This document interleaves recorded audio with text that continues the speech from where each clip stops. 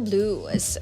Usap-usapan ngayon sa loob at labas ng production ang dalawang poging aktor na magkasama sa isang sikat na show.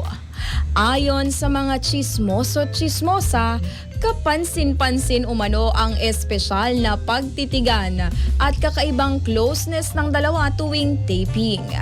Kilala si aktor na open at game sa kahit anong klasing romansa.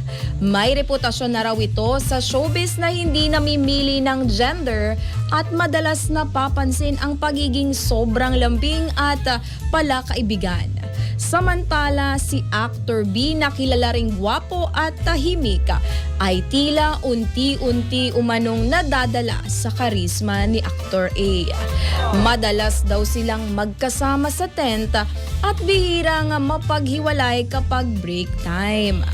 Dahil dito, nagsimula ng magduda ang ilang taga-production sa tunay na namamagitan sa dalawa.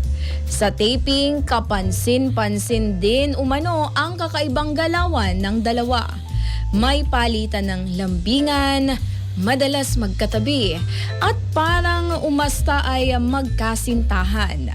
Tanong ng bayan, trabaho lang ba ito o may namumuong lihim na romansa? Nako, sino kaya yan? Sobrang fishy nga eh.